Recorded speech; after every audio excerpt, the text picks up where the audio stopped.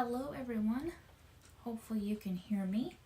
I'm going to test out really quick and see if I can hear myself just to make sure. Alright, we're good to go. And also, let me just test this really quick. Just because I want to make sure chat doesn't pop up for you guys because on the screen, because Streamlabs updated, so I'm trying to make sure it actually works correctly so it's not in your all's way while we do this. Alright, looks like we're good. Okay, well, welcome everybody. Happy Saturday. I hope you are having a good weekend so far. It is nice and hot here in the Midwest, so we are inside yet again because it's like 100-degree heat index for like the third week in a row. We've got a little bit of ups and downs in there for a little while, but we are ready for fall. We can tell you that. We are enjoying all the new fall stuff that is out. They already started releasing it here in Missouri. We were kind of surprised. We're used to, Orlando, it's theme park land, so fall comes very early, but believe it or not, we are already getting fall here with all the stores and everything, and everybody started decorating for fall already, so we're very, very ready for that. Today I am going to go over some more details for how to use and kind of set up your camera for vlogging. If you notice, I titled the thumbnail that is DJI Pocket 3, but also it says and basic camera settings 101. That's because a lot of these settings are based on how cameras work, so they can also apply to whatever camera you have, or if you use your smartphone or whatever to vlog. Some of this is going to cross over, so please feel free to watch this even if you don't have a DJI Pocket 3, or maybe you don't have one yet, or you're thinking about it. Even if you have another camera, some of this may help you out, so please feel free to ask questions about the basic camera stuff, and I will happily answer whatever I can and whatever I know. This particular camera is the one that we use most often. We do use our iPhone 15 on occasion, so you'll see shots from both of those. But this is our main vlogging camera just because of ease of use. So you may have seen my first live stream that I did several months ago where I kind of just went over the overall basics. We didn't dive into all the settings. And that went really well, and I had a lot of great questions from that, so please feel free to do that again with this one. I'm going to do a specific Q&A at the end too for anybody if you missed asking your questions throughout, or there's something I didn't answer in the video.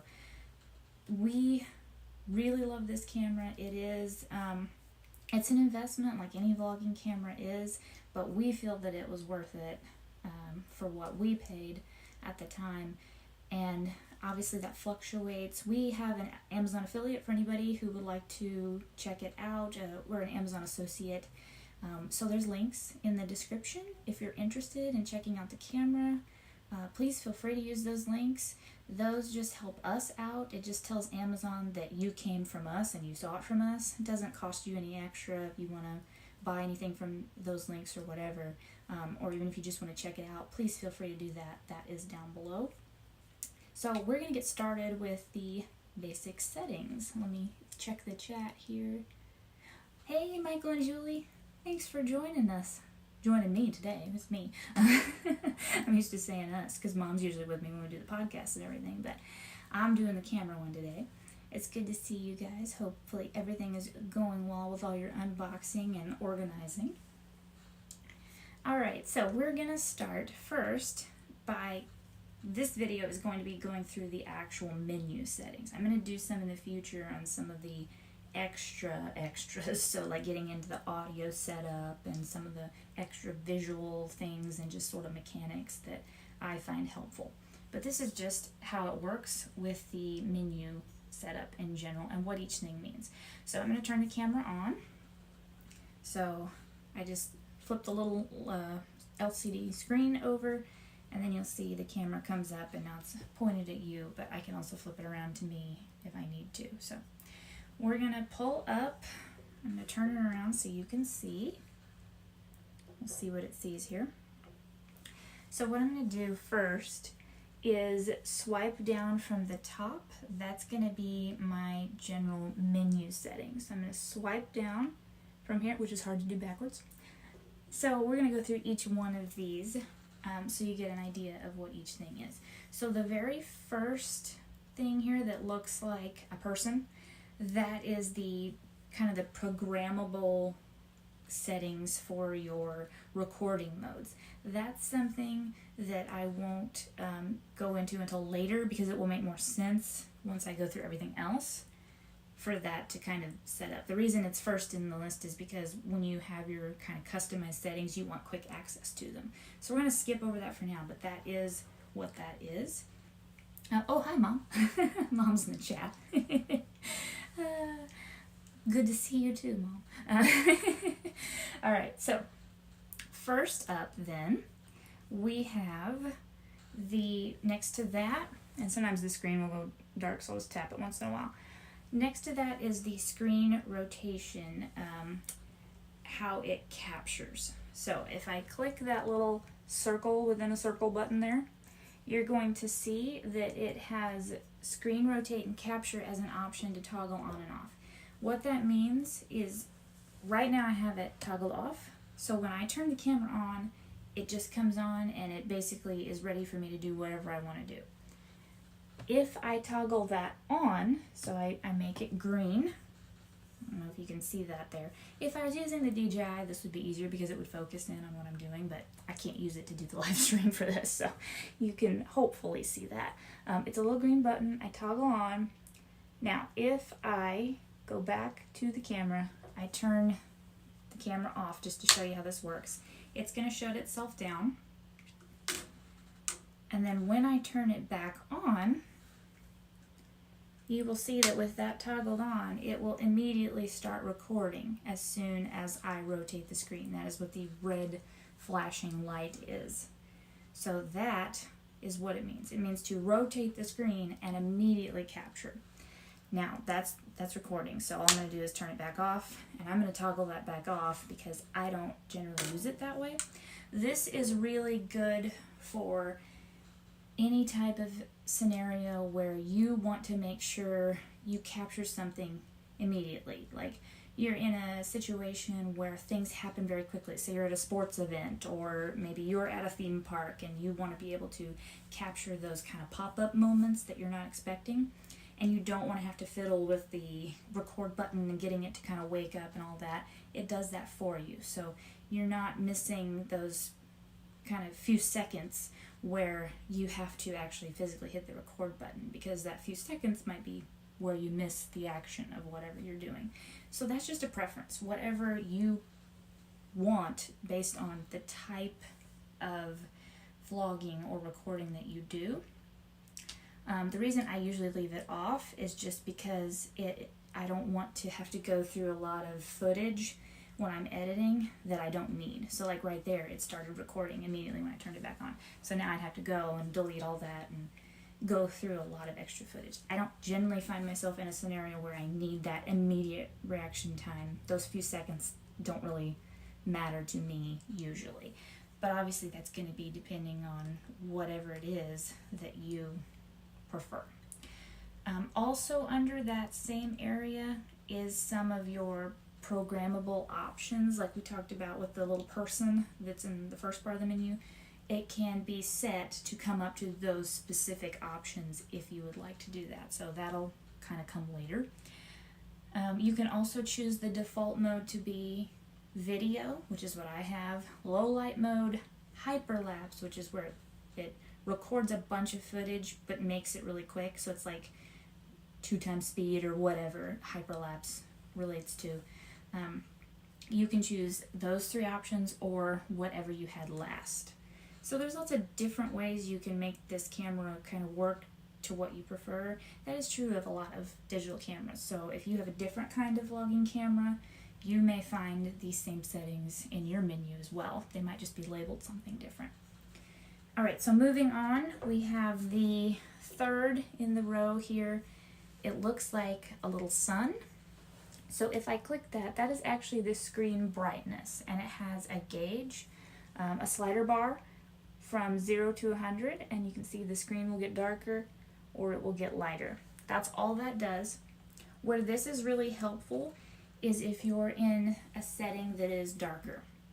So sometimes when I'm in a show, like recording a show at a theme park or, in a stage production of sorts, when the house lights are lower, I don't want my screen to be so bright that it's distracting me or the people around me, and it will glow, if it's particularly dark in there especially, you'll have a nice little glow around your face. So I turn that down when I'm recording anything that especially is for a while in the dark. So if a show is like 15, 20 minutes, whatever, especially, I will usually turn the screen brightness down. You can turn the screen off, which we'll come to in a little bit here. I usually just do the screen brightness down though, just in case I need to be able to change something quickly without needing to wake the screen back up. But again, that's a preference depending on the type of videos you create and what you need the most for ease of use. A little pro tip though, if you adjust your screen brightness down because you're in a low light setting, don't forget to readjust it before you go back into sunlight, or it's going to be very hard to see your screen to know how to get it turned back up. Same thing is true for iPhones and Galaxy phones, pretty much any type of smartphone. If it has a screen brightness dimmer that doesn't automatically go back up, especially when you go into a sunlight situation, it can be such a challenge to try to find that little slider to get it to go back to where you can actually see the screen. So that's just kind of from years of messing with cameras and forgetting to turn that back up before I went out in the sunlight. I definitely make sure I do that now because it is a real pain to try to fix afterwards. Alright, so far, very basic settings, nothing too extreme, nothing really too tailored to the DJI yet either. We're going to get into some more of that. Like I said, a lot of this is going to cross over into other cameras and how their settings work because they have a lot to do with lights and lenses and focus and things like that.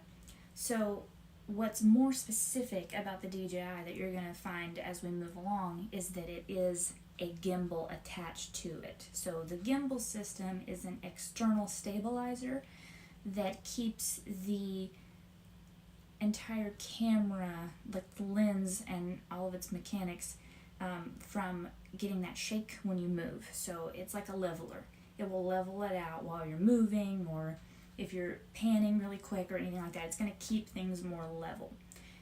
That is the main draw to a camera like the Pocket 3. And there are some other models out there that have, usually the gimbal is a separate accessory that you can buy. So like if you've ever seen some of our live streams, especially in the parks, if it looks stable and it's not bouncing, it doesn't have that wavy look to it, we were more than likely using an attached gimbal. So you can buy those for your other devices and other cameras. The real appeal to this camera, and that's why we got it, is because it has that built in already. So one, you don't have to recalibrate it all the time and take your case off your phone and try to get everything, set up correctly so that it balances. It's just built in. It does it itself. And two, it's lightweight. So we don't have to worry about the heaviness of it or carrying these extra accessories around, because it gets heavy after a while. The gimbals themselves are very large. So this, having that built in, is super helpful. Definitely something that we think was worth the investment ourselves. Hello, Teresa. Good to see you. Hope you're doing well, and thank you for joining me today on this fun little side adventure into more of the vlogging world, but more behind the scenes. I always like the behind the scenes stuff of everything. Even when I worked in like theater and stage productions, I enjoyed being backstage as much as I did being on stage. I just always think the mechanics and how things work is so fun. Again, if anybody has any questions about anything I'm talking about, feel free to pop those into the chat and I'll try to get to them as soon as I can. And if I don't, I'll try to get to them at the end when I kind of have a open Q&A time there as well. Alright, so next up in the line up here. On the top line, we're finishing out the top line. This one that looks like a person with like brackets around it, it's like a frame. That is the FT selfie mode. Basically what that does, if I toggle it on, is it's going to try to keep me in the frame so it has the best composition. It kind of like guides the camera movement based on where it thinks I'm kind of centered, essentially. So if I go into a selfie mode, which just means that I can turn the lens around. Now you're not going to be able to see this very well because I have to point it towards me. It actually said no face detected at the top because it wasn't facing me at the moment. Now it's going to detect my face and it's going to try to like keep me in the frame as much as possible. It's not really moving much now because I'm not moving much, but it kind of just tries to keep things centered. There is a mode too, this might be the one, I don't use it very often because I don't face myself very often. When I'm vlogging, I'm usually looking out, but even if I'm talking to the camera, I'm usually holding it right here, so there's not much need for this. I have double tapped the screen to show you more of how this works. Active track is very similar. The camera will move to follow me, so if you can see the camera head is moving. Active track is more of what I use. I don't usually worry too much about toggling the FT selfie mode on because I just turned it off and the active track is working. I think what they mean, because there's a user manual online and even digging into that, it's not overly clear what they mean by this FT selfie mode. I think it's more the focus. So it's not so much that the camera's going to move with you when it's on, to my understanding.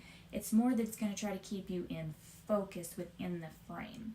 So if you pair it with the active track, that's where you're going to get more of the movement of the camera, but the focus might adjust more than if you have that selfie mode on. But again, it needs a face to track. It tries to identify your face and stay with your face with that focus. So it's not going to work if you're facing out away from your face.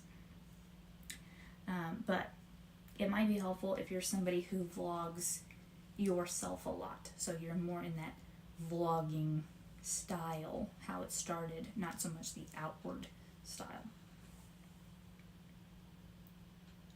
Yeah, I love the behind the scenes. It's just so fun. It's a lot to remember, especially for technology, but it's always fun to kind of dig into the details and figure out, hey, I didn't know it would do that, and that helps me with this, and all that fun stuff. Yes, the lightweight really helps, and the tripod is very helpful. I do have it on its tripod now, which it's a little low probably for you guys to see, but there's its tripod foot.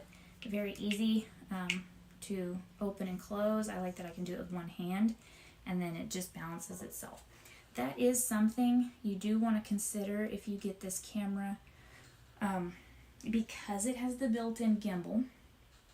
That is going to make it very difficult to lay it down, because you don't want to overtax the motors of the gimbal, because when it's on, it's always working to stabilize the camera.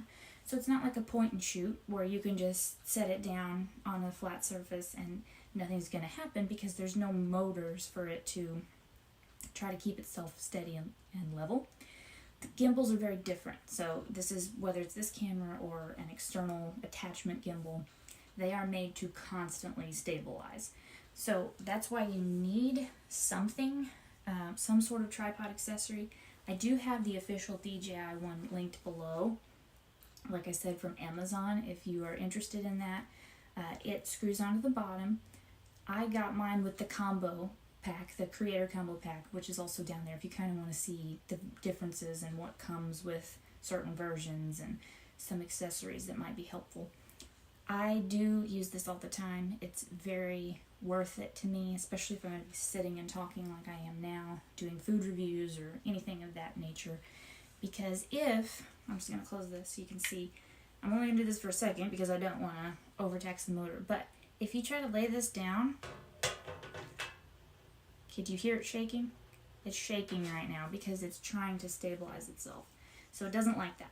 You don't want to lay it down and leave it there because it's going to wear out the motor. That's why it's important that it stays up and it stays level. That is an essential for me. Otherwise, I have to turn it off when I'm not using it, or I have to hold it the entire time.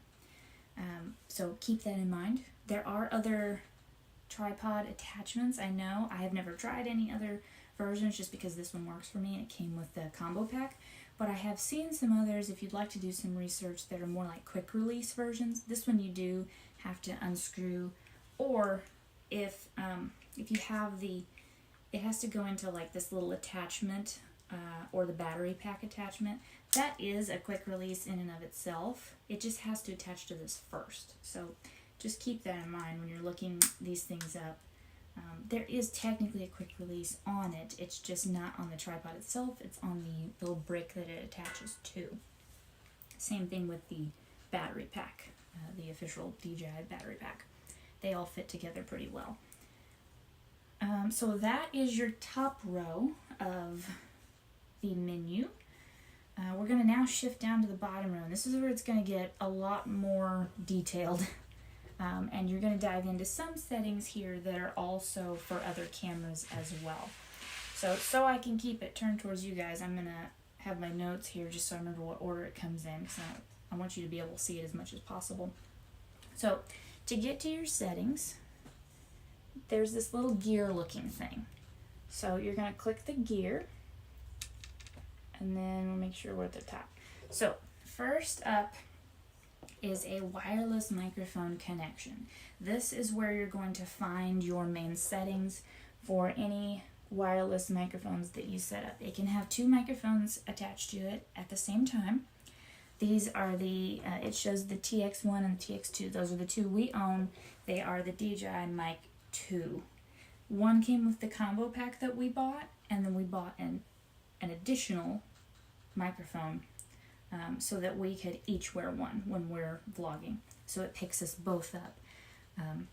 There are lots of different audio settings that I would like to get into in another video because that audio is much more complicated on a whole.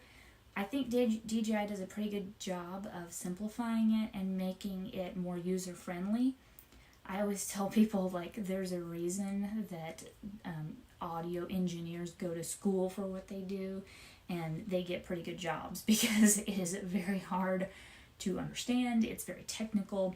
There's a lot to audio that is not plug and play, but DJI has done a pretty good job of making it that way, mainly because with this Pocket 3 and the new Mic 2 that came out about the same time, the Mic 2 is its own transmitter as well. So you don't have to attach a transmitter to the device, in this case to the camera, in order for the microphones to read and write to the camera. That is not the case with every microphone. A lot of times they have to have this little attachment. So it's really helpful to have the Mic 2s for that reason to me. Not everybody, that's not an issue for everybody. You might have a different brand even that is also a transmitter. It does work with other brands. Off the top of my head, I don't really know which ones, but you could definitely do some research into that if you really were looking for a particular brand that you really like or something of that nature. But these make it pretty easy just to basically just connect once and it's done. And if you get the combo pack, the first microphone that it comes with, if it's the creator combo, there's some different ones now, and I don't know if all creator combos come with a microphone now, so you might need to look into that because a lot has changed in the last couple of years. But they do, if it comes with a microphone, they're usually already automatically set up. But setting up our second mic was not difficult at all. It basically just connected right away, and it pretty much just set itself up, which I appreciate because it's complicated. If you scroll down in that, you're going to have monitor volume. If I had the microphones on and was recording, that would show me the volume of each to make sure they're working and how much sound it's picking up. Again, we'll go into that in another video as to what that exactly means. There is the LED light option. that is the indicator light on the microphone, so you can toggle that on and off. Those lights help you to know like if the noise cancellation's on, or if it is recording on the actual microphone device only, or it's sending it to the camera.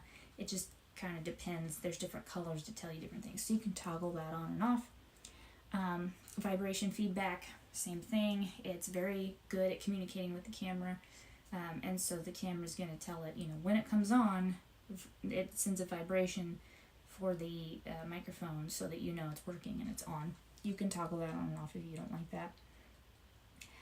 Audio to video sync is in there. Low cut, 32-bit float. It is capable of that. Again, very complicated stuff that we will get into in another video in a more simplistic, kind of user-friendly version based on the research I've done. I'm going to try to explain that in ways that it makes a little bit more sense if you don't have that technical background, because there is a lot to it. And then you can format the microphones. That's all that's under wireless mic, so there's really not a lot to deal with there. If you're looking for an option to use additional external microphones, they do make it pretty easy to understand and user-friendly, so I appreciate that a lot. Underneath that, we have the gimbal startup direction. So I have it set to forward right now. So what that means is when I turn the camera off, so I'm going to turn it off, it is going to reset itself every time you turn it off. So I have it set to forward, which means if I turn it back on, the lens is going to face out, away from the camera, or the screen, sorry. So it's going to face away from the screen, which means not in selfie mode. So if I have the screen facing me, it's looking out. Now, if I go back to the settings and I do gimbal startup direction backwards, what's going to happen now, I'll turn it back to you guys so you can see. This is exactly the same way it was.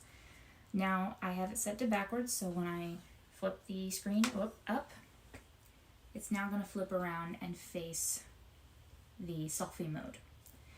That's all that means. You can just decide if you're used to filming mostly yourself, you can have it start up that direction so you don't have to take that extra second to flip it back around.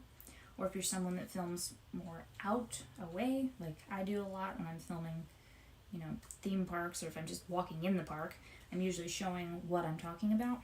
I have it set to backwards. Now, there is also an option to set it to your last setting, which can be helpful if you know that for a certain project, you're going to be filming more one way than another. Like maybe it's not usually what you do, but maybe you're going to be doing that this time. So you can set it to the last setting so it is always kind of ready to do whatever you ask it to do. There is a note at the bottom that says in follow or tilt lock mode, which we'll get to that in a little bit, what those mean. The gimbal will face forward or backward. If it's in the FPV mode, it will keep the last position. So that's just some settings are different depending on the modes that you pick. That will make more sense when we get into that, but that's all that means.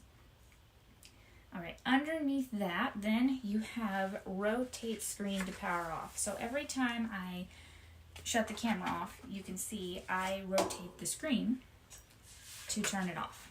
You don't have to do that. What you can do is hold down the record button and it will power itself down. It will do the same to power itself on. So you can see now the screen is still in landscape here. It's not flipped to the portrait mode, which just means, it's long versus tall. If I hold the record button down again, it will turn itself on. So there you go. You can then turn that to be different settings if you want it to turn off and on when you rotate the screen, which is what I have. So you have the options of now, which I'm not sure why that doesn't just say immediate. It's interesting they chose the word now on that one. But it means as soon as you rotate the screen, the camera will power down. I don't like to do that one necessarily because there have been times I have accidentally started to rotate the screen and it's flipped into that position and the camera will shut off. So I don't like to leave it on that one. I like to give myself a moment to correct my mistake if I need to. So I have it set to 2 seconds, which is your other option other than never. Never would be if you only want it to come on when you hold that record button down or turn off. Same thing. I prefer the 2 second option to especially turn it on, because that's another one of those additional seconds of time that you might miss your action if you want to start recording almost immediately, or immediately if you have it turned on to record as soon as it turns on. If you have it set to never, you have to hold that record button down, and it takes it, a couple of seconds to make sure that you're not just accidentally touching the button. You're actually wanting the camera to come on, and then you have to hit record again after that if you don't have that other setting turned on where it records out automatically. So I like the 2 second rule there for it to rotate to turn itself on or off. Which actually, on that one, I guess I should clarify. That is rotate to power off specifically. I guess it always turns itself on when you do rotate it. I forgot about that. It will, I guess, always turn itself on when it rotates. But powering it off, like I said, sometimes I've accidentally rotated the screen and tried to power it off, and I don't want to do that necessarily. So just keep that in mind with those options. Let's see. Wearable mode is next. So wearable mode is not something that most people need to mess with. This is if you have additional accessories that allow you to wear the camera without physically holding it. So if you have, sometimes they have chest straps where it comes out in front of you and so it points at you and you can use your hands.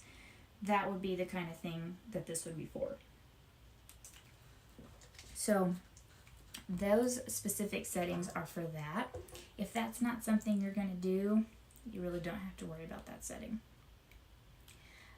Slider control is next. So when it comes to the slider, if I go back to the regular view here, let me turn it towards me so you can see a little bit better. Here on the, what would be your right side of the screen, there is a tiny little slider bar right there. So right now, what it's set to, if I use the joystick, it is moving the camera up and down. So it's actually moving the lens within the gimbal itself. It's moving it up and down this direction. If I tap that slider with my thumb there, it's going to change to the zoom mode. And what's going to happen now is it's going to digitally zoom in or out. And I don't know if you guys can see that, but it's zooming in and out instead of moving the lens. So the setting for that, and then I just click it back if I want to toggle between the two of them. The setting for that is the slider control. So I have it set to zoom because I like when my camera turns on, I like to be able to adjust the view first. So maybe it's started up, but I want it to point up towards something that's in the sky. I want to be able to just quickly move the joystick up so it can look up and see, not zoom in and out. I like to click the slider to zoom in and out because I don't use zoom as much, particularly because it's a digital zoom. That is one downside, I would say, to a camera of this nature. Because it is small and portable, you have to sacrifice the zoom. Zoom comes in two forms. You have a digital zoom, which is what this is, where essentially it's basically a cropping in post when you're editing. It's going to crop the image down in, so you get less pixels, you get less quality, it's not as sharp. You're not going to get as far of a zoom in general as you would if you had optical zoom. Optical zoom is what you're going to find in some point-and-shoot cameras, and especially in cameras that are DSLRs or mirrorless cameras. that is when you actually see the lens coming out and going back in. So the actual mechanics of the camera is that it's adjusting the lens size, almost kind of like a magnifying glass would do. The glass inside of the lens is changing to be able to essentially pinpoint a vision spot. It's getting closer to its subject when it goes out, so that's why it retains more of its quality. That's also why, if you've ever seen, like, especially camera operators at photographers at sports games, have you ever seen, like, on the side of a football field, you've got these cameramen or camera women with these lenses that come way out from their camera, and they're super heavy, and they have to hold them, and they have to have like tripods to hold up the end of the camera because they're back here and the lens is way out there. That's like a super zoom lens. They have to have that to get those quality shots of the players on the field. Otherwise, they would look pixelated and fuzzy and whatever, because it would just be essentially like cropping it in. That's why those lenses cost literally thousands of dollars just for the lens. And they have to have entire carry cases of different types of lenses for different scenarios. Nature photographers do the same thing, so they can take a picture of, a woodpecker up in the tree that they can't get anywhere near. They have to have a lens that extends that view for them up. And it depends on like the convex shape of the lens as to whether, like, how far you can see and zoom, all those things. Very technical stuff. Digital zoom, in order to have a compact camera, you have to sacrifice some of that. Point and shoots are kind of your in-between, because a lot of them have small lenses that will pop in and out. They won't go very far. They might be like a 5x zoom or whatever. But these cameras don't have that because of the way that the gimbal works and everything. It would be too heavy for it. It would shake the gimbal. And it also makes it to where, it's pocket size. That was the point. It's the Pocket 3, so you can fit it in your pocket. If you have additional lenses, that's not possible. So you do sacrifice zoom on that. But if you're not someone who needs that necessarily, I wouldn't consider it too heavily. Most people who need that kind of zoom are going to know they're going to need a bigger, heftier camera, and they're just going to have to carry a lot of equipment around. For me, if I need zoom, I usually just pull out my iPhone. That is why our smartphones now have multiple lenses on the back of the cameras. So, like, the camera itself is 3 lenses on the back, or 4 lenses, or whatever, phone version you have. When it's zooming, if you notice, the quality will change suddenly when you're zooming. It's because it's actually switching lenses. It's not doing anything with the lens itself, because it would have to come out or come in. It's actually just changing to a different lens every time you select a different zoom. So 2x zoom, 5x zoom, whatever. These don't have that. They would have to have multiple lenses inside. I'd love to see maybe at some point they could figure out how to do it like the phones, maybe, where it rotates the lenses so they don't have to go out. It just like rotates something inside. We're not there yet, but that'd be cool if they got to that point. But I digress. That was just to explain what zooming really does. The slider control, though, allows you to choose, do you want the default to come up to zooming with the joystick or moving the gimbal head? Simply put, that's what it is. So after that, we have selfie flip.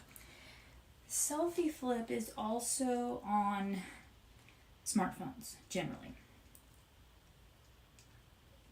So what selfie flip does is it takes the recorded image and flip it after it's been recorded to get a more accurate picture, I guess you could say. So what happens is when you don't have it turned on, you think of it like the recorded image I play back is me looking at myself in the mirror. So I see things in that video like I'm in the mirror. So if I raise my left hand it's going to look like I'm waving at myself in the mirror. If I have it flipped, selfie flip, I have that toggled on, what that does is take the recorded video file and flip it automatically. Some people prefer that because what that does is it makes it like you're looking at me. So instead of me looking at myself in a mirror, it's not through my eyes, it's through yours. So it may look more accurate to other people than it does me, because I'm used to seeing myself in a mirror. That's the only way I can view myself, really, unless I look at a picture that's flipped. So it's kind of a preference thing. That's why they have it as an option. Some people will just rather see that mirror image. That's usually what I leave it on, just because it looks less weird to me, especially when I'm editing.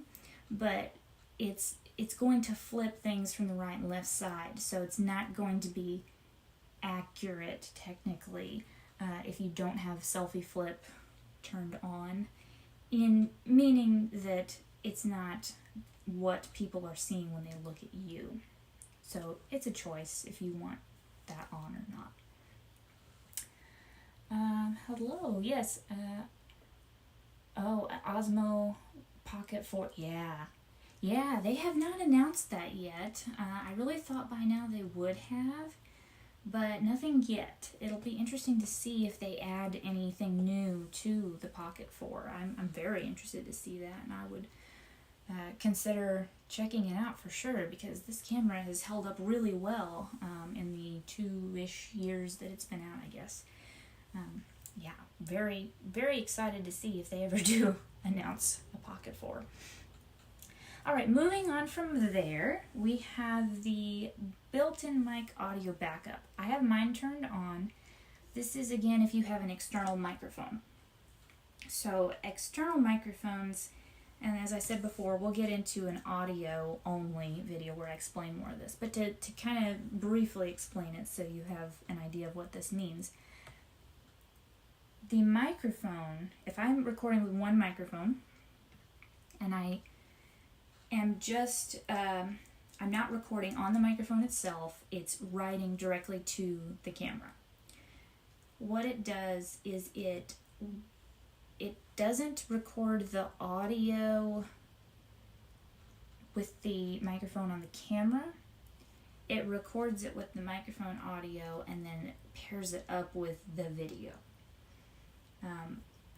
What audio backup does is it has a secondary file that records also with the internal microphone of the camera, so that you have two audio files, and I have it turned on in case one has a problem or gets corrupted, because that can happen with files. Or sometimes I didn't realize that, my clothing shifted and my microphone was now half covered more than it should have been, and it can't pick up my voice. So now I can't hear myself in the recording, but the camera did, so at least I can use the camera audio. It's not going to have the noise canceling qualities. That's the point of the microphone.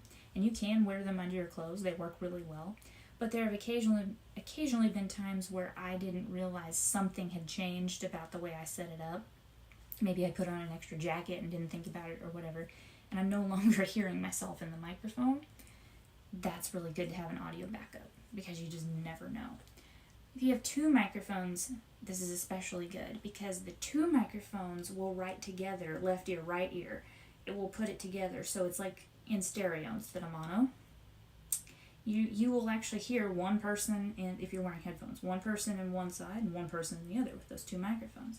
So that's great, except sometimes something goes amiss in that communication. It happens with all microphones. Or somebody wearing microphone number 2 forgets and walks off and does something, and they're talking, and you can hear them talking over the person vlogging. It's happened to us more times than I can count, because it's just very easy to forget that you have a microphone on. Then I have an internal camera backup audio that I don't have to now do a voiceover because I can't hear myself, or I can't hear Mom because I ended up talking to someone and didn't realize I still had a microphone on. That kind of thing. Very, very helpful. I'm so glad they added that, because it's necessary for somebody like me that doesn't want to mess with audio and have to do voiceovers if it messes up. There is a little kind of thing on the bottom here that says it doesn't work in certain modes, like slow-mo or light mode, low light mode. That has to do with how it writes the recording, but those are very specific times, so you don't always have to necessarily be concerned with that. If you need an audio backup for those times, I would just say record on the mic itself as well, because they have like the DJI Mic 2 has an 8 gig memory within the microphone that's separate, and you can plug the microphone in and take those files off. So I just make sure to hit record on the microphone as well if I need that audio backup in those modes. Sometimes I do anyway, so I have a third backup, so I can play around with the sound more. Oh, thank you, Michael and Julie. That's really sweet. I appreciate that. I'm glad you're finding it helpful. I really enjoy this technical stuff, even though I'm not that well versed in some of the audio things and all that, but I've done enough over the years, and I've used multiple different cameras, and I've done a ton of research, and I've done editing projects for myself and other people, and I've just come to know a lot, and that's why I like to share it with everybody else, because I know it's kind of confusing and it's a lot of information if you've never done it before. So I am happy to share. And like I said, this might help you too if you have a different camera or you use your smartphone. Some of this stuff really crosses over. Okay, up next, we're still in settings. So this is the gear. So it's like your menu is one thing, settings is within your menu. We're in the settings area of the menu. OTG connection. You don't have to worry about this. As far as my understanding is, unless you have an Android device that you want to be able to transfer files to specifically. It seems to be just Android from the research I did. I don't know why that is, but it's something specific with their hardware, I guess. So that is something I don't know much about, because I use Apple devices pretty much like 99% of the time. I have a Mac computer and everything, so that's not something I've ever gotten into to know exactly what that is, but I am sure if you need that, there is a tutorial on that somewhere, because that will be someone else's expertise that might help you out with that if that's a specific need of yours. Moving on below that, you have wireless connection. This is if you want to transfer files over Wi-Fi. I generally don't do this, mainly because I know from years of experience how much file writing issues can happen. It can happen even when you plug in a device and transfer manually.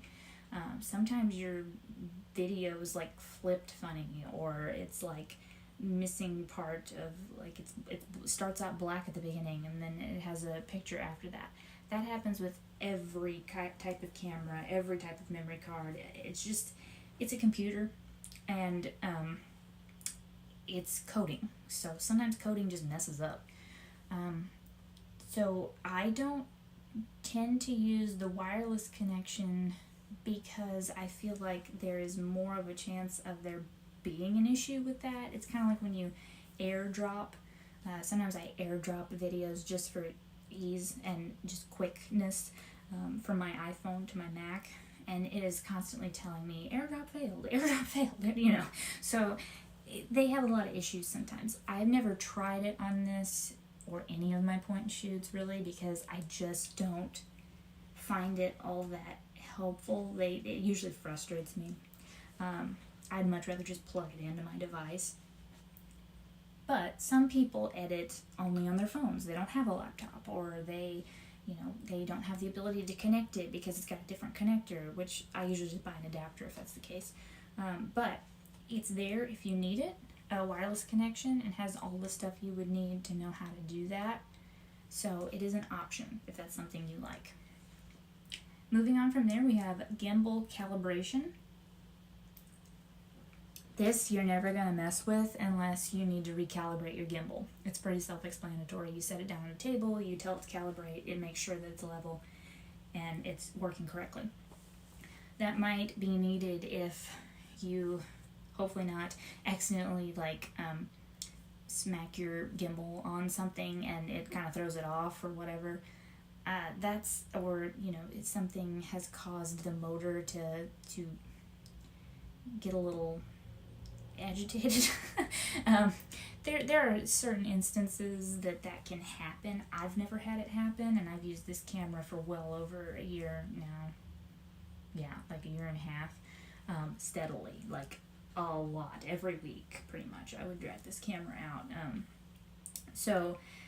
And multiple days per week sometimes. So it holds up really well. I would do hours worth of filming and footage, obviously turning it off and on a lot and all that throughout the day. So it holds up really well for a gimbal, especially because they can be fickle. But I find that the mechanism within this camera is less fickle than dealing with an external gimbal, because that has to be weighted properly depending on the device you're attaching to it. So this is a little bit easier just to turn on and go, which I appreciate. After that, you have the joystick speed. This is definitely a preference. It has options from 1 to 7. I don't know why they picked 7. But it is speeds for zoom and speeds for the gimbal head movement. The zoom is how quickly it goes in and out. So if you want it to be smooth and fast, or you want it to be really smooth and slow, I have mine set on, what do I have mine set on? I have mine set on 1. I like my zoom to be really slow.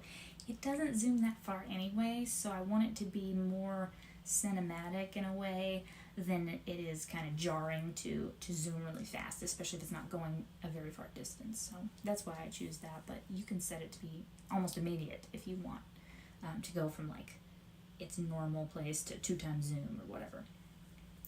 Gimbal speed just changes how quickly the head will move when you use the joystick. So like I have mine set right now on a 4, so it moves at this speed.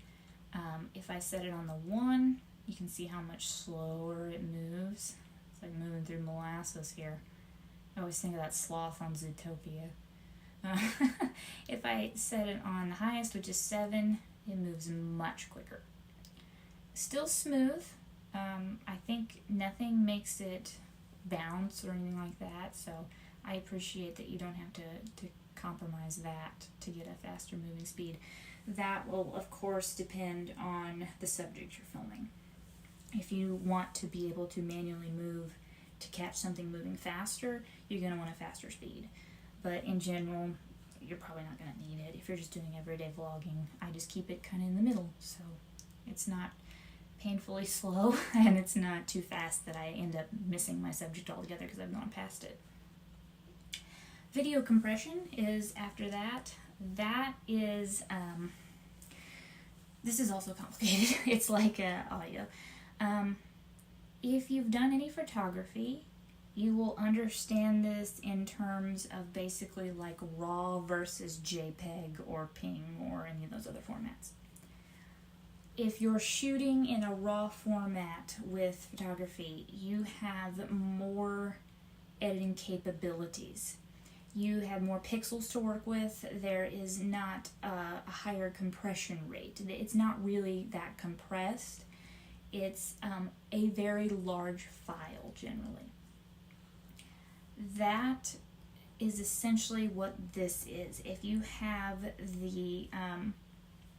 the compatibility mode, what they mean is basically compatibility with editing software. So if you're going to want to film a movie on your Pocket 3, like you want it to be cinematic level, you're going to want to probably use compatibility because you're going to be able to go into your editing software and play around with it a lot more. You'll have a lot more capabilities that if you're using a different compression level will make it not as quality. So if you're wanting extreme clarity, extreme quality, lots of pixels, lots of editing playroom, you want the compatibility level. For average, everyday people like me who just film vlogs at home or in the theme parks or wherever, I set it to the HEVC, which is the efficiency mode. That is your equivalent in photography to like JPEG, PNG, all of that. It's compressing it down. It's compressing the pixels and everything down a little bit. To the average human eye, we can't really see it. In general, it's when you go into editing that it matters. That makes it a much smaller file size and makes it easier to transfer. It doesn't take hours and hours to transfer in general. That is really important if you want quick ease of use. You're doing daily vlogs, you're doing weekly vlogs, whatever. You're not working on one, movie project for 2 years. You want to be able to get it done and get it on. And you don't need to do that much editing. You're maybe doing very, plug and play type transitions and a little bit of a, Ken Burns kind of croppy zoom, pan and zoom thing. That's perfectly fine in general for anybody like me who does that kind of stuff. If you need the more cinematic side and you go to edit a efficiency file, an HEVC, you might see more fuzz and artifacts like you would if you were trying to, zoom way in on a JPEG or something. It's the same thing. If it's not something that concerns you, don't worry about putting it on compatibility mode, because most editing software will work just fine with an HEVC and you're not going to need it. And it's just going to take up a ton of room on your memory cards and hard drives if you have it on compatibility versus efficiency. So don't worry about that. Coming after that is sounds. This is pretty self-explanatory. That's the sounds for the camera. It doesn't have to do with your audio recording at all. You're still going to hear your audio if you have it muted. It's the sounds on the camera. So the beeping, the haptic kind of type feedback. You're not going to have, when you hit record, it's not going to beep, that kind of thing. I have mine muted because I just don't like that. But you have options, high, medium, low on that if you prefer sound. Reference line, that's a grid, so it helps with composition leveling, making sure your horizon's level, making sure your framing is what you want. You can turn that stuff on and off. There's a couple options in there. Anti-flicker. This is something that confuses a lot of people, including me in the beginning, because I was like, what does anti-flicker mean? My video's not flickering, so why would I need to have this on? I have it set to auto. There are 3 different options: auto, 50, and 60. That has to do with the refresh rate of lights. So fluorescent lights, TV screens, different regions of the world have different frequency rates. And also kind of different eras of time. So like obviously, back in many decades ago when we had mostly, fluorescent lights in houses and everything, if we had been recording at that time, you would have seen this sort of roll look. It looks like something's rolling through. You'll see like a black bar roll through. Same thing with TV screens, or sometimes like tablets, or car dashboards. If they have like a media screen, this happens a lot. If you've ever I've done this, tried to take a picture of your radio because you want to remember a song or something and it's got the name up there, and you take a picture of it and you look at the picture and the screen is black, that's because the refresh rate is different than your camera. And so the screen, essentially the lights, refreshed in that moment that the shutter closed, and it wasn't there for it to take a picture. Our eyes don't see it because we don't notice those refresh rates. But you can think of it like if a light is going out, especially fluorescent lights, and you see that flickering, that's essentially what a camera's seeing, because it doesn't work the same as our eyes. That's the closest I can get to kind of describing what it would be in real life. Cameras pick up on that way more than our eyes do, because cameras are another mechanical device that is working at the same time, and it's doing its own processing. So that's what flicker is. You gotta kind of know if you want to set it to 50 or 60. That depends on a regional thing generally. What lights are made to refresh at. I just set it to auto and it kind of determines on its own, which I find helpful because I have no idea on some of that. Time codes under that, not something you'll need to mess with. They can drift over time, but you have to have like a time code reader sync thing to like resync it. It's basically just in your files. It will write the time, the exact time, date, all that stuff. Sometimes they can drift a little bit over time and just lose the exact time, but most people don't care about that, so you don't have to really worry about that. Naming management, that's if you want to name your files something different when they go to be uploaded to a computer. Files, folders, the thing at the end where it says like 001, you can start it somewhere else if you want to, or have like a specific naming file. You don't have to mess with any of this stuff if you don't want to. And again, this is stuff on pretty much all cameras. Okay, here's what I was talking about earlier when we were talking about the screen brightness. You can have screen off while recording. There are lots of different options from 3 seconds all the way up to 10 minutes, or you can choose never. I have it set to never because I like to just turn the screen brightness down, like I said, so I can wake it up easier in those times.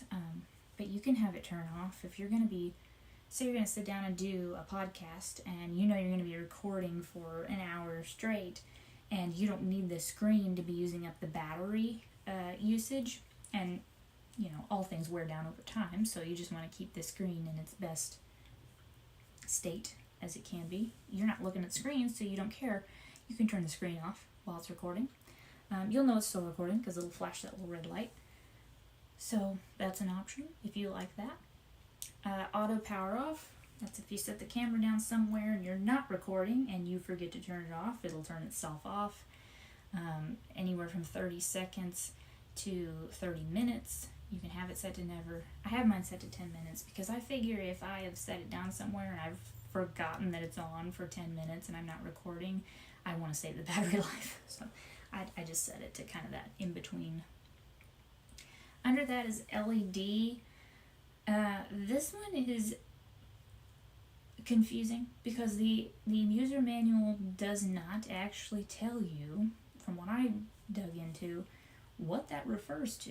Because if I toggle it on and off, you can see I thought it had to do with the LED display. It's LCD display actually, but toggle it on and off and you notice nothing's happening up here. Well, I realized they mean this little green indicator light and I wasn't looking at that. So that just turns that light on and off, which essentially just tells you, one, if the camera's on, if it's green, and if I hit record, it will, well, if I hit record and it comes on, I didn't hit it right, it turns it red. So it's just telling you that it's recording. That is all that means. You can toggle that off so it doesn't have that indicator light. That is maybe good if you're in settings where you don't want some distracting light, like a darker setting. Continue last live stream is under that. Live streaming is difficult, I would say, on some of this because you have to have the Mimo app, and it would seem that at the moment you also need some sort of desktop connection. We have tried to live stream on the go with it before and have never gotten it to work. I don't know why it's not set up more for live streaming since that's such a big thing now. It seems like it has the general basics for it. They just haven't quite ironed out all those details to take it on the go, which is kind of the point of a camera like this, so it's kind of interesting that they did that. That may come in a future update. They do update the firmware from time to time, so just look for that if that's something you're interested in. There's some settings for live streams in there. We just use, like right now I'm using my iPhone to live stream through Streamlabs, so I don't worry about that because I'm not mainly a live streamer, I'm mainly a vlogger, so I don't have a need for that really. obvious here is language is under that. You pick your language that you want to read in. Format, pay attention to this, especially format is formatting your memory card. Formatting your memory card rewrites it, so you will lose all your files. It's essentially deleting it all at once. It is kind of a general belief that formatting your memory card is better than deleting because it like completely rewrites it, whereas sometimes if you just delete files, there can be like phantom data in the background that it's not completely like cleaning. Like, think of it like you're wiping the memory card versus like giving it a full like clean and, you know, completely wiping everything off of it. So whenever I upload my files to the computer, I format the memory card once I'm done. Another pro tip here, I suggest having 2 hard drives to back up to, because if something ever happens to your one hard drive, sometimes they can just become corrupt. Once you format this memory card, which you have to if you need to record more footage, you know, you'll run out of space eventually, it's gone. So put it on 2 hard drives if you can. External hard drives generally don't cost very much. I've gotten some various brands before. A lot of them work pretty well. I just do double backups if it's something very important to me. So just keep that in mind, because once you hit that format button, it's all gone. Factory reset, that's if you want to erase all your settings and basically reset your camera. Like you're trading it in for a new one, or you're giving it to somebody and you want them to be able to start over, or maybe, you know, who knows, you don't like all your settings you've done, you'd rather just start over. You can do that too. Pretty simple. Device info, if you need to know anything specific about the camera, you can go in and find that, like the firmware, how often it's been updated, its last update, what model number, serial number, all that kind of stuff. There's nothing in there that most people need on a regular basis. There is a quick start guide in there that is very basic. It's basically like, this button does this button does that. So it's very simplistic. But if you just forgot what a certain button does, you can go in there and find it. Hey, Monarch Miracles. Thanks for joining me. Good to see you guys. Below that, at the very bottom of settings, we have finally made it to the end of the settings. It's a very long section. It's the longest section in the menu. That's just compliance info. You don't have to worry about any of that. That is legalities for the company itself. You don't need that. They just have to put it on. So you can ignore that. Moving on now, back to our main menu.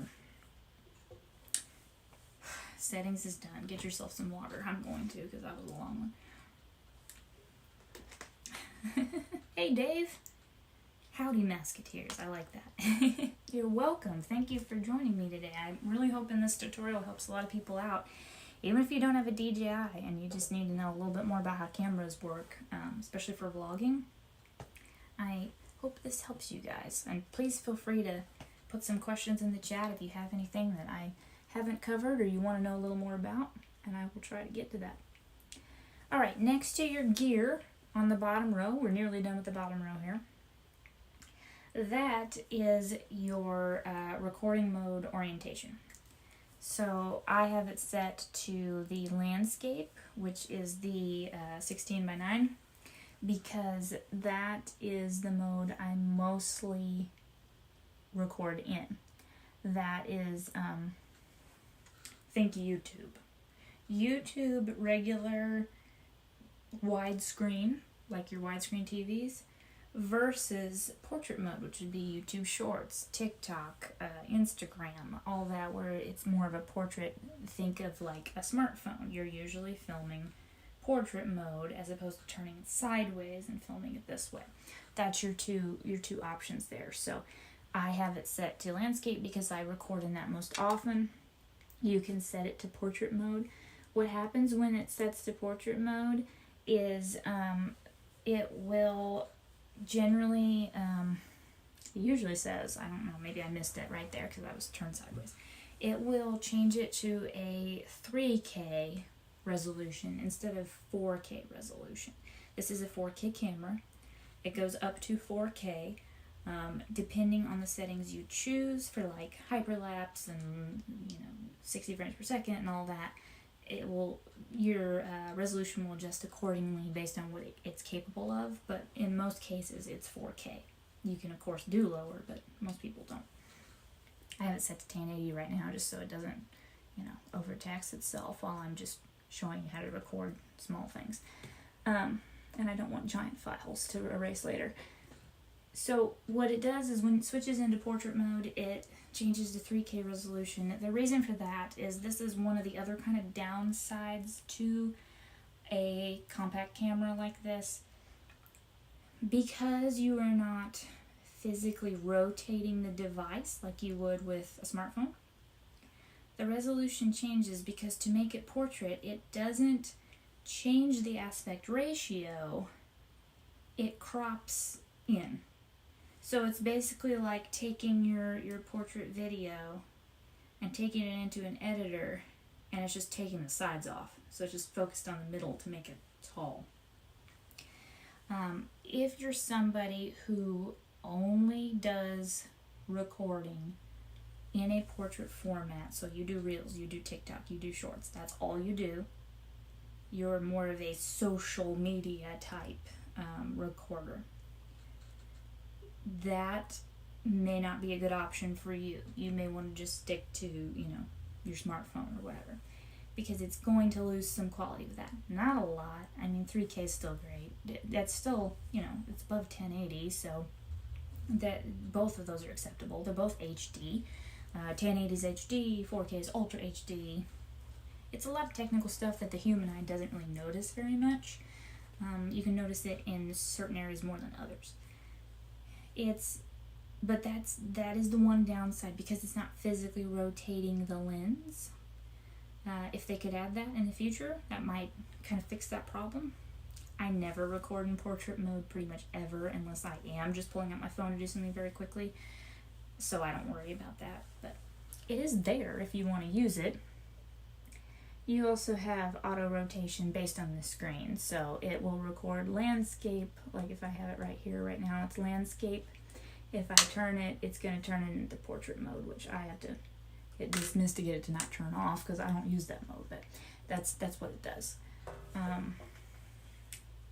That's a preference thing. I just keep it in landscape. From there, we have just two things left, and these are things that are going to be more specific to the DJI itself because of the gimbal. So these two things deal with the gimbal.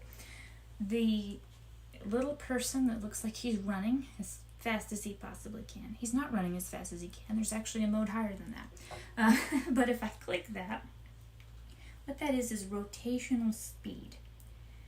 So you remember earlier when I was using the joystick, I was moving the gimbal head. And I said you could adjust the speed of that. That setting is specifically for manually moving with the joystick. This setting is rotational speed of the camera movement without the joystick when I'm just moving my hand around. So what happens here is I have it set in the middle, so it's default. When I move the camera, the gimbal head is going to move to point at whatever I am pointing at. So you see it moves at a pretty good speed there. You can see I rotate the camera, the head kind of whips around to follow it. So it's sort of like if you turn your body first and then you turn your head, that's what's happening. If you select that little dude and then you pick slow, so that's the guy who's just leisurely walking there, that is much slower response time. So I move the camera. It's hard to tell here because it's pretty hard to pick up with the human eye, just because we process different than a camera does. But you'll notice on the screen itself, like in the recording, it turns slower. It's smoother, so you don't get kind of that motion blur. It's very smooth. It turns the head slowly. If I select the fast mode, which is really good for fast moving subjects, so say like you're at a race, like a NASCAR race, and you're trying to record the cars go by. They're going extremely fast, so you need that gimbal head to move very fast when you move the camera. That's see how much faster it moves when I do that. It's almost kind of loose, like it moves around, very fluid. That is if you're going to be in a situation where you need it to respond very quickly to your movements. I have it set on default just because for everyday vlogging, I just find that that's easier, and I don't mind a little bit of that motion blur because I don't want to toggle it back and forth so much. You're not going to notice it when I'm filming myself because I'm not moving that much, but if I end up like showing something in front of me and there's a bird over here and I want to show it really quick before it flies away, I want the gimbal head to move a little quicker so I don't miss the action. That's why I have default on. The final thing in the menu that we're going to cover here before we wrap up with our Q&A is the gimbal modes.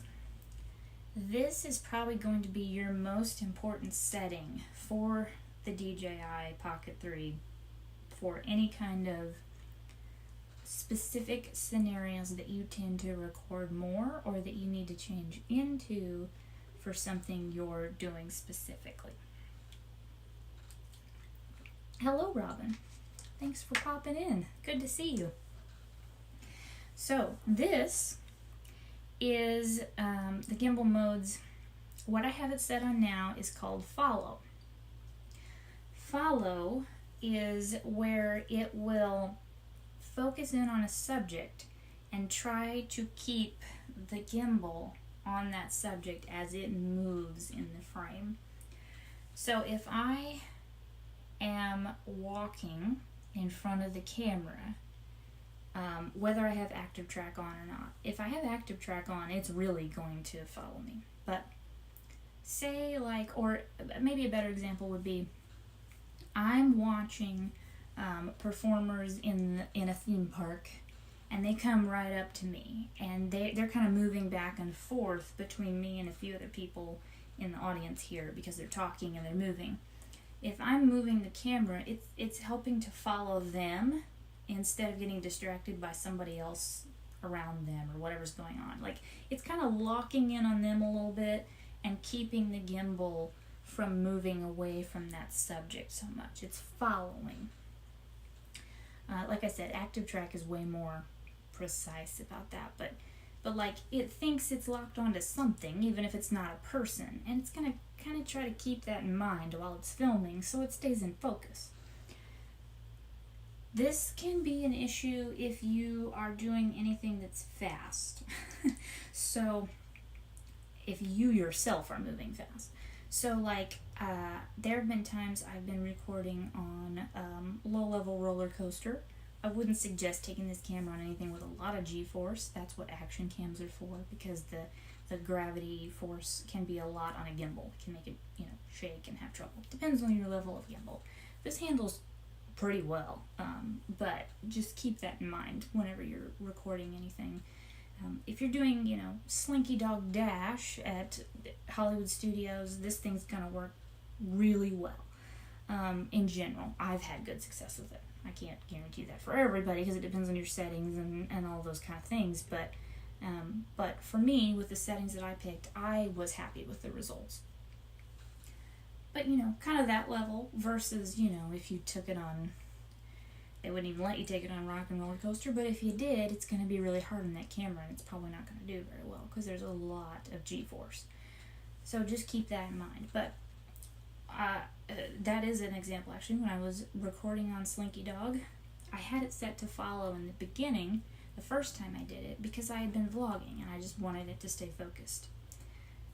But when I was pointed out and I was recording and we're going over the tracks and we take a turn and it takes a really hard turn, the gimbal stays pointed that way because it locked onto something that it thought it needed to focus on. So I had to move it with the joystick, and it starts to react like, oh, you want me to go that way, and I've reached my end point and all this stuff. Because of that, I usually pick a different mode if I'm going to do something big action-like. but it's great for everyday vlogging, just general recording, because you want your focus to stay on your subject in general. You don't want it to kind of move around. Tilt lock mode is the next one. That keeps your horizon level. So even if you're moving your hand, like say you aren't completely steady with your hand, which like somebody like me especially has trouble with that sometimes because I shake because of my my nervous system issues that I have. So it's sometimes worse than others. Like in general, you may not notice it. There's a little bit of a shake there today, but sometimes there's quite a bit. So something like this can help if you want to make sure that you are not getting a twist in your recording. And by that I mean, like, if this is your horizon, if you shift a little bit, normally in these other modes, your horizon might end up like this, or like this. That's not a problem for me a lot in vlogging. I don't mind when it does that, because it will very quickly usually reorient itself to have the horizon, or I can just double tap the joystick and it'll recenter itself.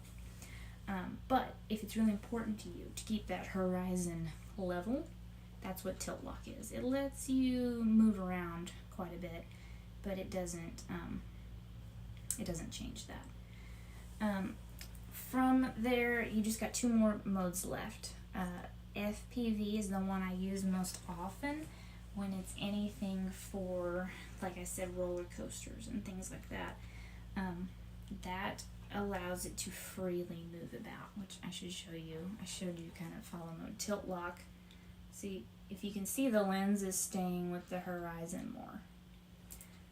FPV mode is what I use most often. It moves freely, so it's very fluid. It just moves around with the camera. That keeps it from like locking and flipping very quickly in fast moving settings especially. It also gives more of a cinematic look. So if you're more of like an artistic kind of vlogger, you want some different angles and stuff, which I tend to be, I use that mode the most. The new one is FPV with, it looks like an upside down T.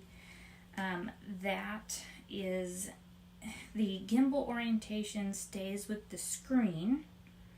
So as you move around, the gimbal itself doesn't really adjust much. It will still keep it stable, but it keeps it level with the screen, not the horizon. So it's kind of, I guess you could think of it as like the opposite of tilt lock. It's a little hard to describe. It's just kind of one of those things that you need to play around with and see what results you like whenever you're recording. I usually use the FPV mode because it gives me the most freedom to move around. But that is all of the menu settings of the Pocket 3, and also a lot of stuff that you might want to know if you have any kind of camera that you're vlogging with. I am totally open to questions now. If you guys have anything, please feel free to put it in the chat and I will read it. I'm going to wrap up here pretty soon, so please feel free to do that. Like I said before, we are Amazon associates, so if you happen to be interested in this camera or any accessories or any of the other stuff that we have shown and reviewed before in some of our other live streams and videos, we do that because we enjoy it and we like to share what we have learned, what helps us, what we enjoy, what we like.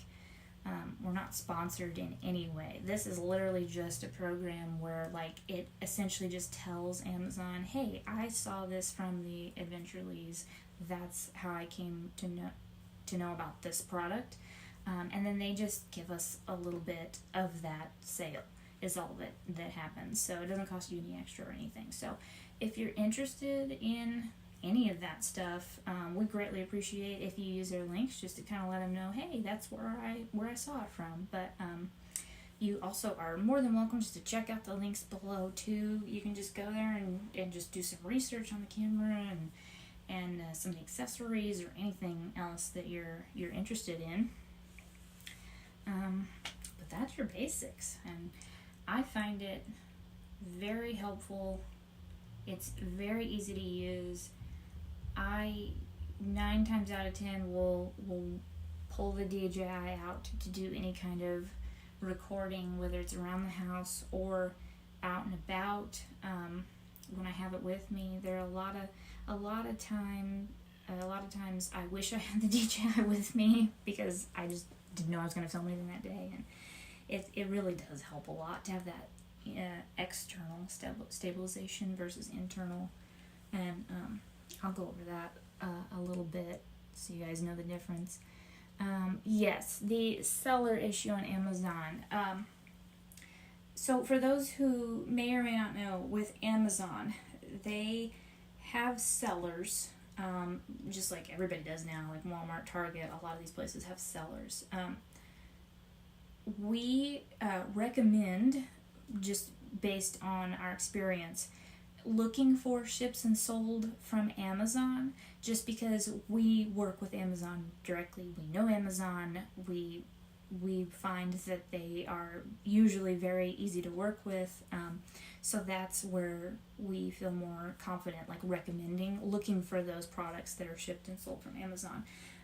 There are other sellers if that's something you want to look into. We just don't know all the sellers, so that's why we recommend looking for ships and sold from Amazon, because it comes directly from their warehouse and they handle the return process if you need it or anything like that, the shipping process, all that.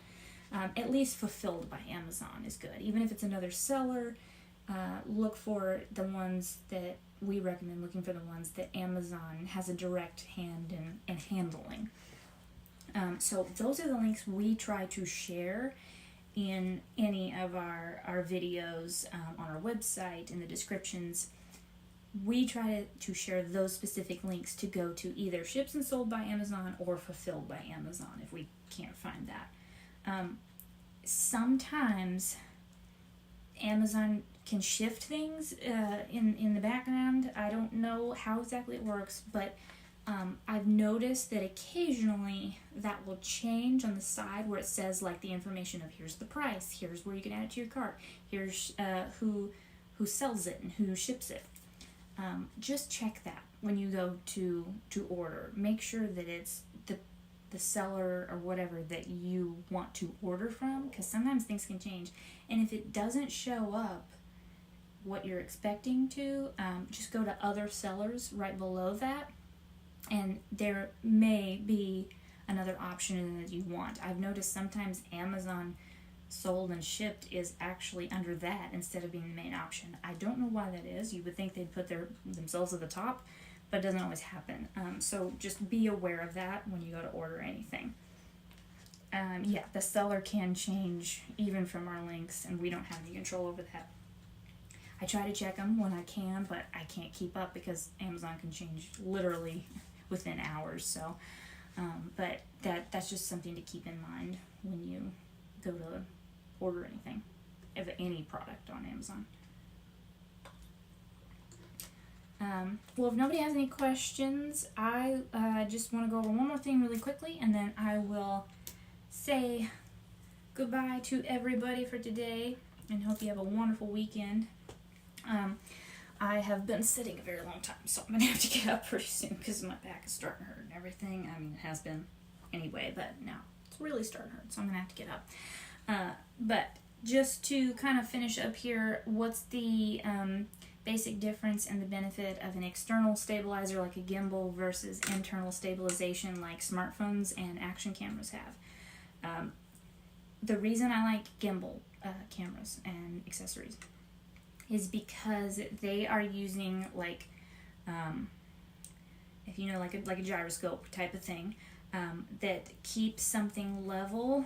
It physically keeps it level. It has weights and counterbalance kind of system to keep something balanced, whereas internal stabilization is sort of an after effect that's applied to a recorded file that stabilizes a video, and that it helps it not look bouncy, but that's where you get that wavy look. It'll look fuzzy, it'll look wavy, it'll look like, why is it out of focus sometimes, especially depending on the amount of action. So like if you're mountain biking and you have an action camera on, or you're on a roller coaster, it's okay if you get a little bit of that wave and that bounce. People expect that from the movement, and they're not going to notice it maybe as much because there's just a lot of movement. But if you're walking and you're seeing yourself bounce, as we all do as humans, especially in low light settings, if you have an internal stabilization, you're going to get that wavy effect, and the lighting's going to be kind of funky, and it's going to be a little bit dizzying sometimes. Great to turn it on so you don't get the bouncy effect.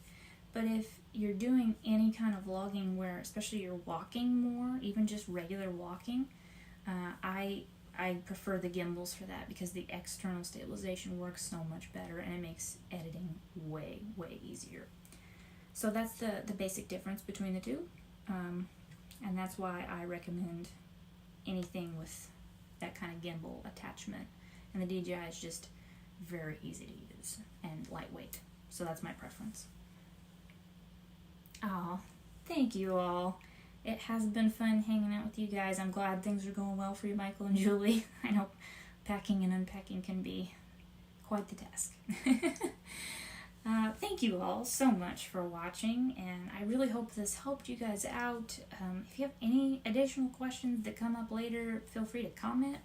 Let me know. I'll try to cover it the next time I do a video, or I'll answer comments too. So, yeah, that's all of it for today. So, thank you all so much. Oh, thank you, Mom. Oh, yes, Monarch Miracles. Does it automatically upload? Okay, I'm guessing you mean like to a computer. It's going to be a little different of an answer if you are talking like smartphone compatibility, like wireless. It won't automatically in the way that it doesn't like auto send it to a device like a smartphone, as far as I know. There might be a setting for that in the wireless settings. Probably not, but as far as I know, you have to select your files and send them. When it comes to anything on a computer, I plug it in, and all I do is drag the files over onto my desktop or my hard drive or whatever. So it's an instant transfer. You don't have to like go through anything else. You have to manually do it, but it's as simple as, you know, dragging and dropping a photo from one file to the next. So hopefully that answers your question. But yeah, that's pretty much, it's pretty automatic on its own as far as like it does what it needs to, and it's very drag and drop. Oh, thank you, Teresa. Oh, yeah, thank you, Michael and Julie. And yes, Monarch Miracles, I think, was it Matt? Is it Matt today? Matt? And I didn't catch it earlier, but thank you all so much for being here. Yeah, if you got any other questions, please feel free to put in the comments. Look for our other videos. We've done some fun stuff. We've done some shopping at other stores for fall stuff, because we are so ready for fall. Matt and Charlotte, good to see you both. Yes, it is definitely, we're ready for fall with this hot weather. We've also got a lot more theme park and fun coming up with some more like Islands of Adventure stuff for Universal. We've got more St. Louis Zoo. I just went through all those files today. There are literally over 200 videos or something that I need to go through, video clips. So we've got a lot of content coming from several different places, and some fun plans coming up that we're looking forward to sharing. So look for those. And I hope you all have a wonderful weekend. Thank you so much for joining me today. And I will see you next time. Have a blessed rest of your Saturday and Sunday.